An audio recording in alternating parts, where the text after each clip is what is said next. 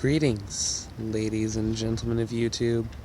I'm Cipher, and this is the Devil's Advocate Debate Club. Welcome back.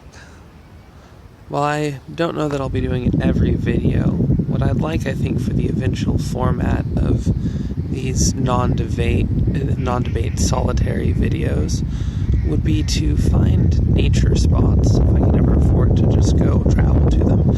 And I live in a place where there's plenty nearby that many of you may not have seen, and to do my commentary on whatever today's subject is over, well, beautiful bits of the world, with introductions and occasional bits by my shadow.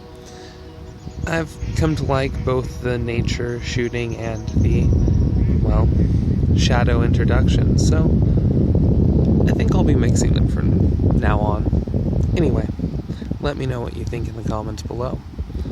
Today I go into my first court case. Well, I mean, I've technically been a witness before, but the first one actually involving me, just a speeding ticket, and after research, I had pled not guilty, so this is actually the trial itself. Now, many people in my life suggested that I plead guilty, saying that they'll try and come after me for other things in the trial, or one thing or another.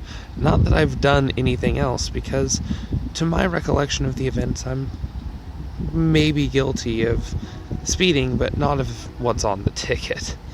So I eventually decided that, well, it might be in my best interest to just plead guilty and take the charges as said on the ticket. It would be dishonest, and decided to plead not guilty and to, well, go lay out what I remember happening in court. If the judge decides at that point that he doesn't believe me and sides with the officer's side of the events, then I'm not going to fight it or anything. I'll just shrug and take my knocks. However, honesty is important to me for a number of reasons, and so it's the topic of today's video, as it's definitely heavy on my mind. Well, that and responsibility, I suppose. Maybe I'll do a video about that later today. Honesty is, well, something which is a part, I think, of civility in many ways, or at least can and should be. Civility was the subject of my last video, and I talked in that video about how a lot of the reasons that people are incivil with each other are for short-term gains. If you just demand something all the time, every now and then you'll get it, but you'll also probably alienate people to a degree. So there are, well, long-term, I would say, downfalls from the short-term gains of being incivil. This is the same with being dishonest. There are plenty of short-term gains for being dishonest. I mean, even thievery could be considered to just be a form of dishonesty, taking something without paying for it. So the short-term gains are obvious. In the case of illegal dishonesty, a lot of the long-term negatives would be legal repercussions, but how about just your everyday, day-to-day lie? Well, dishonesty has a number of problems with it. You can be found out, and once you're known as a liar, of course, you lose credibility. And, well, credibility means less and less these days, as people who are just amazingly incredible hold positions of high power. I mean, no matter what side of the debate you're on, you can agree that there's someone who is completely just uncredible in every way, who holds a position of power in our government. And I'm not talking about anyone specific. So credibility might not mean as much as it used to, but how about just your mental stability and sanity? Did you know that a lot of the most famous and most, well, deeply thought mathematicians and chess experts, as well as several other fields, have almost all faced psychiatric issues. There are several theories as to why this is, but one of the prevailing ones is that it has to do with memory space and with the number of possibilities that a chess master runs and equations and numbers that a mathematician will go through. It literally, apparently, may drive people insane to have too much on their mind.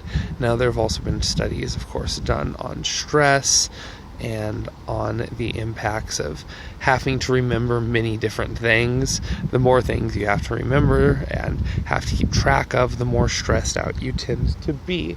Well, this is where lies come into play, because if you're going to uphold a lie, if it's going to be worth anything, then you're going to have to remember it, because you may have to repeat it. You'll at least have to remember that you told that person that lie, and if you tell conflicting lies to different people, then of course you'll have to keep track of who you've told what story.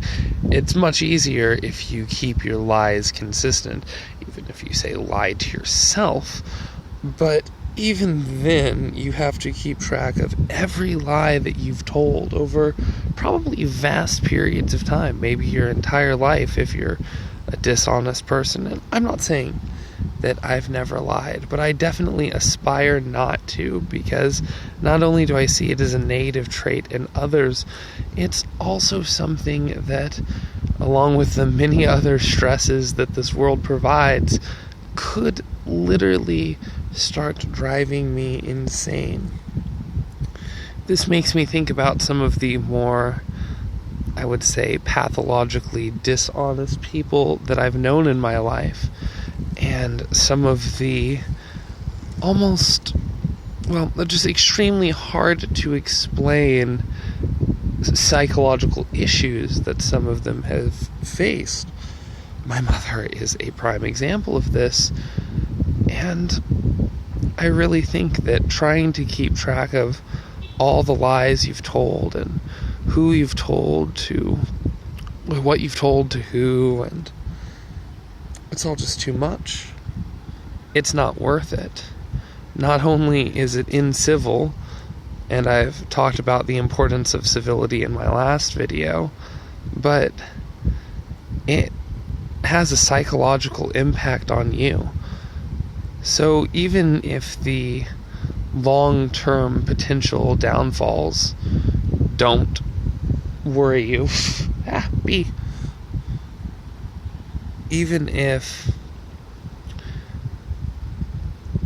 you're sure you'll never be caught, even if you keep a secret journal so you don't have to remember it all, there's going to be a point where the stress of keeping track of everything is just too much. Take care of you. Be honest to others. But what do I know? I'm just some weird guy on the internet, right?